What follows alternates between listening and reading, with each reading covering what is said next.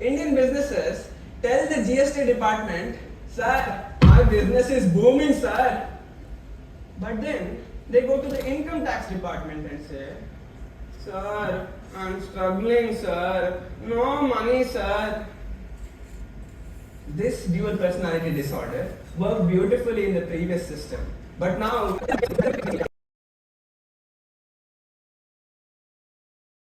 I audible?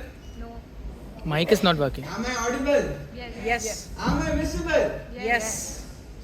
I need more energy, guys. Am I visible? Yes. Okay. I'm going to show you something and I need a promise from all of you.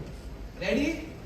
Yes. I need a promise from all of you that you will not be nervous.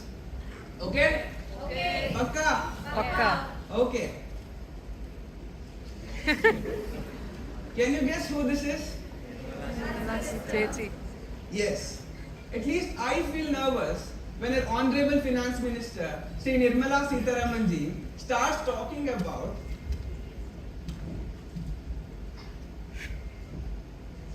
popcorn. What should be the right rate of tax? 5% or 18%? Based on the flavor. Well, jokes apart, I hope all of us have heard of how complex our tax systems are. And that's exactly what I'm here to talk about. Vanakkam Coimbatore. This is Sathwik Prabhu from Bengaluru, and I'm here to talk about how India can transition towards a unified tax economic system. Sounds boring, right? But don't worry, you have Sathwik here.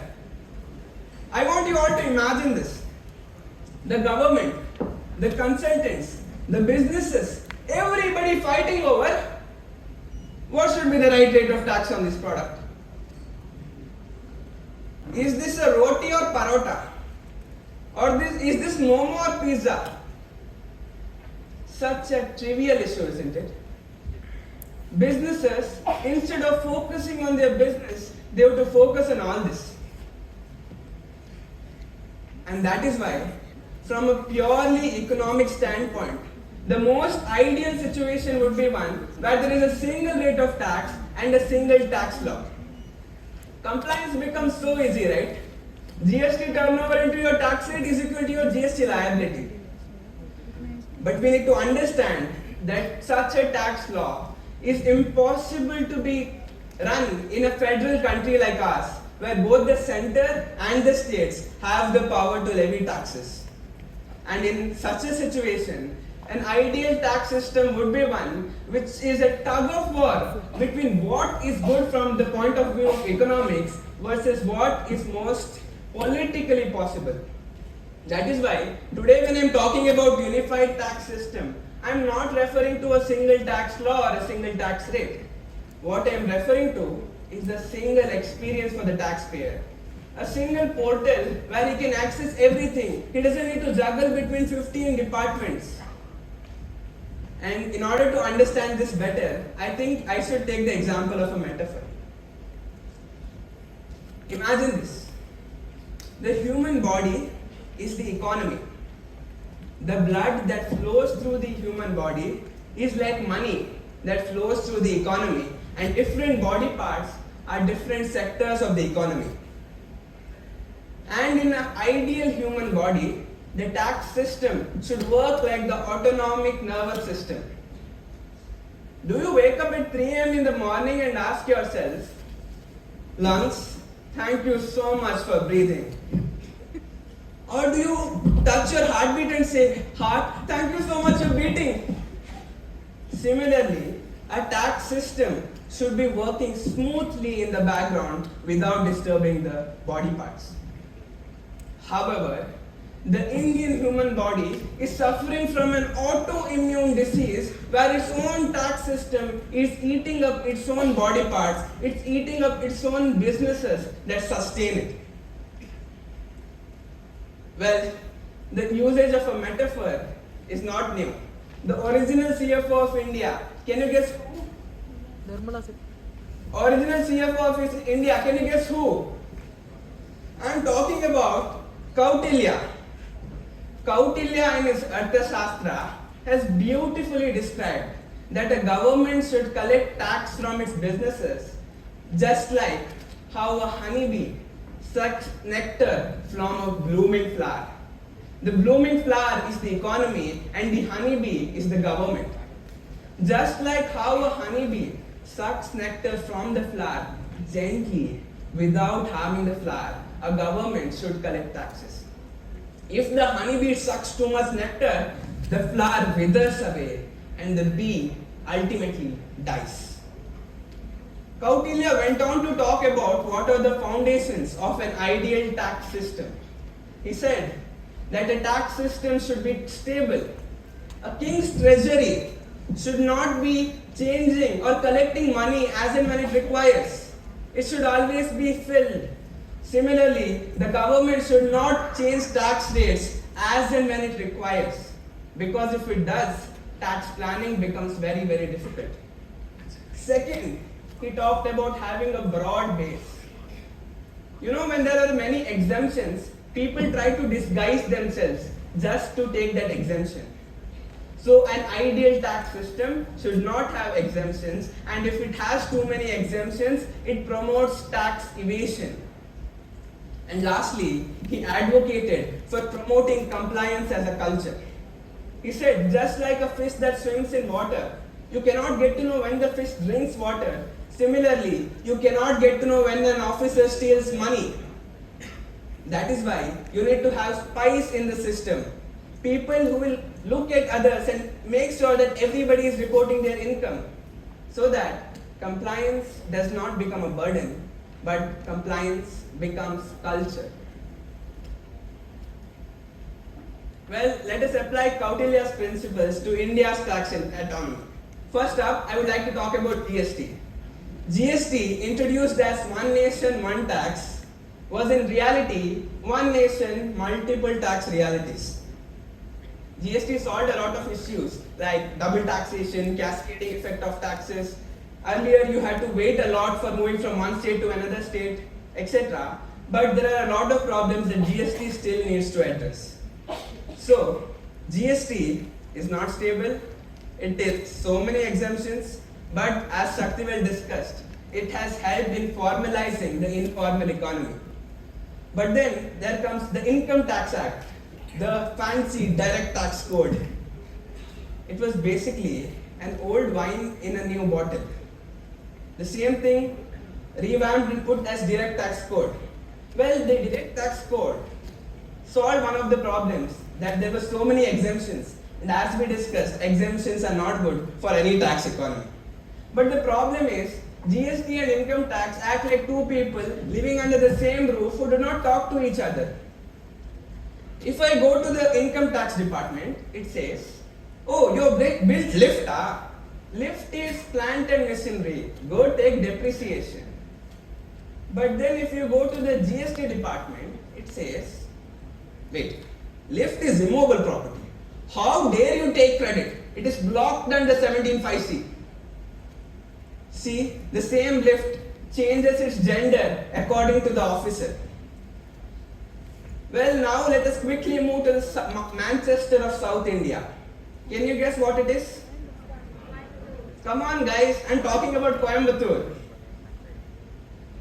Coimbatore is home for wet grinders. 98% of India's wet grinders are produced in Coimbatore, but the tax rates for wet grinders are fluctuating so rapidly. What will the businesses even do? The honeybee that sucks the nectar has gone drunk and it's so confused that it is sucking nectar whenever it wants. And then comes the job worker. Coimbatore is famous for job workers of engineered products. But as you may know, with GST 2.0, the rates have increased from 12% to 18%. Most of these job workers have to wait for their buyer to provide them tax for 90 days, but they have to discharge tax immediately within 30 days. The bee is sucking honey from the flower even before the flower has bloomed.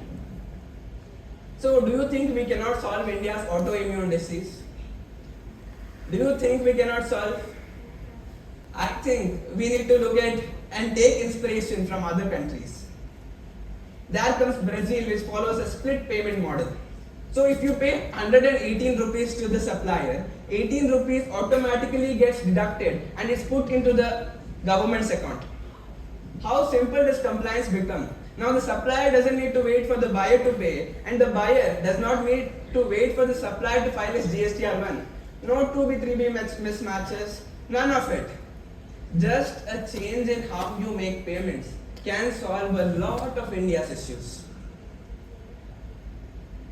And I talked about GST having a lot of exemptions. One of the exclusions is exclusion of alcohol and petroleum from its ambit. But why do you think alcohol and petroleum are outside the ambit of GST? It's because the states don't trust the center. But why do the states don't trust the center? Because the center does not have a formulated formula to compensate the states in case of loss of revenue. That is where we need to take inspiration from Canada.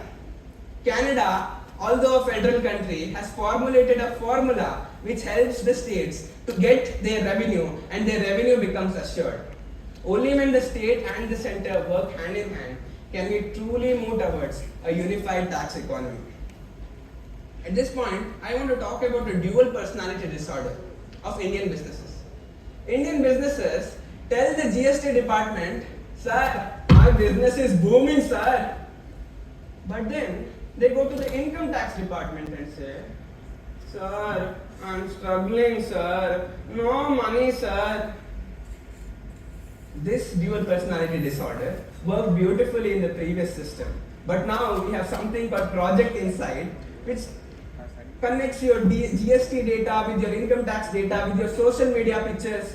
It will know whether you have gone to Maldives even before you uploaded your Instagram story.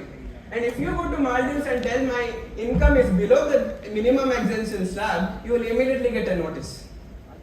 And then we have the e-invoice system, the e-waybill system. We have annual information summary, all of which the previous presenters have talked about.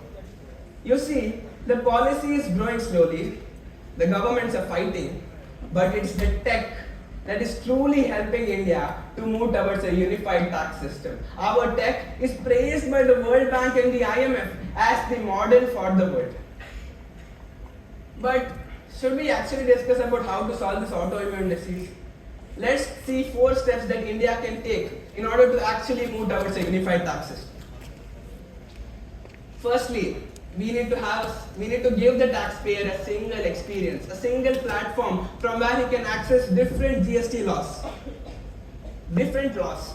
Secondly, there should be a single number, single tax identification number, no PAN, no GST, etc. We need to cultivate Brazil's model of split payment tax. And lastly, we need trust. We need the center and the state to work together, and only if they work together can we truly move towards a unified tax system. Well, my dear friends, the human body works beautifully as lies its well-being.